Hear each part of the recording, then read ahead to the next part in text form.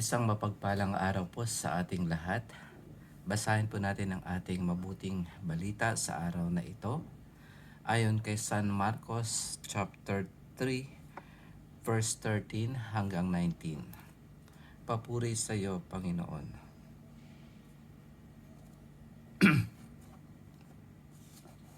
Pagkatapos ay umahon si Jesus sa kaburulan kasama ang kanyang mga pinili. Humirang siya ng 12 na tinawag niyang mga apostol upang maging kasama niya, suguing mangaral at bigyan ng kapangyarihang magpalayas ng mga demonyo. Ito ang 12 hinirang niya. Si Simon na tinagurian niya ng Pedro, si Santiago at si Juan na mga anak ni Zebedeo. Sila'y tinagurian niyang Boanerges na ibig sabihin mapupusok. At sina Andres, Felipe, Bartolome, Mateo, Thomas, Santiago na anak ni Alfeo at Tadeos.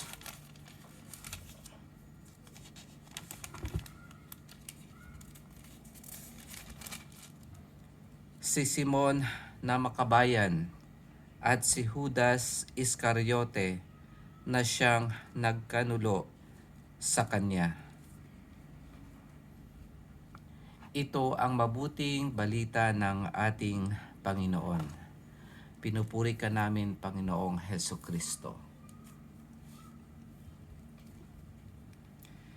Maikli lang po ang ating mabuting balita sa araw na ito, at ito ay tungkol sa mga hinirang ng ating Panginoon, yung 2 apostol.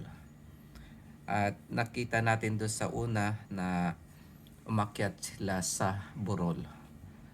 Usually kapag pupunta sa burol ang ating Panginoon ay madalas na siya ay nananalangin. Hindi ibig sabihin na kailangan niya o kailangan niyang humingi para sagutin ang kanyang mga panalangin sa kanyang ama, kundi bigyan tayo ng matutularan o kaya yung gusto niyang maging modelo para sa atin kung ano ang magandang gawin bilang isang Kristiyano. Doon naman sa unang pagbasa, ito ay tungkol kay David na gustong ipapatay ni Haring Saul. Pero nung si Saul naman ay gusto nang makapatayin ng mga kasamahan ni David, iniutos ni David na wag itong ipapatay. At kahit si David ay hindi niya pinatay si Saul kahit meron siyang pagkakataon. Kaya yung parang kapirasong tela lamang doon sa laylayan ng kanyang damit ang kinuha ni David doon sa damit ni Saul. Patunay lamang na sinabi niya kay Haring Saul na kung talagang gusto kitang patayin ay napatay na kita. Pero ito yung katibayan, pinakita niya yung sinabi niya na kumuha siya ng kapirasong tela doon sa laylayan ng kanyang damit. Ang dahilan ni David ay si Haring Saul ay hinirang ng ating Panginoon na maging hari. At kahit naging failure o kaya ay hindi nagtagumpay si Haring Saul sa pagiging hari, nirerespeto ito ni David dahil ang Diyos ang naghirang sa kanya bilang hari. Dito naman sa ating binasa sa mabuting balita, ito ay mga hinirang ng ating Panginoon Jesus, ang 12 apostles o kaya 12 apostol. At dahil hinirang ito ng ating Panginoon, marapat lamang na dapat din natin silang igalang.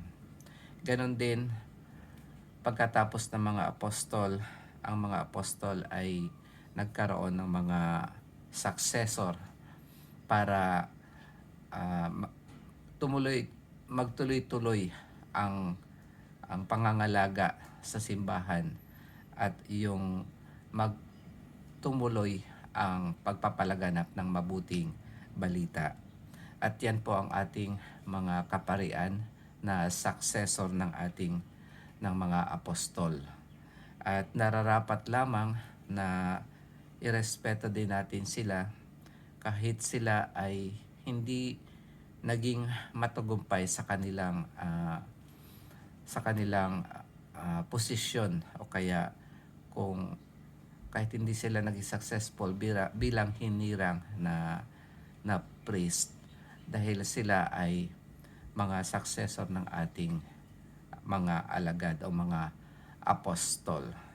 Kaya isang huwaran din si David, nating mga Kristiyano, dahil hinirang din ang ating mga alagad, ang ating mga kaparian para magpatuloy at magpalaganap ng mabuting balita.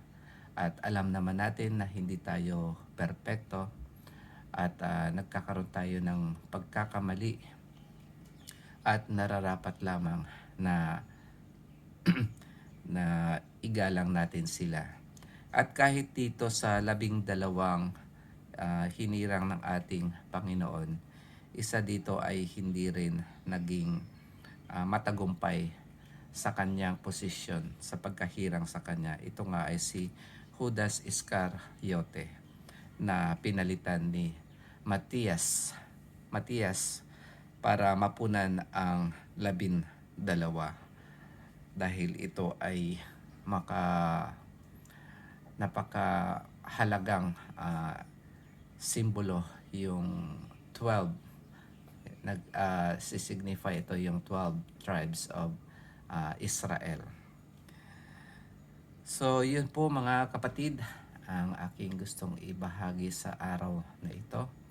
Nawa meron tayong napulot na aral tungkol sa pagpapahalaga sa mga tao na hinirang ng ating Panginoon.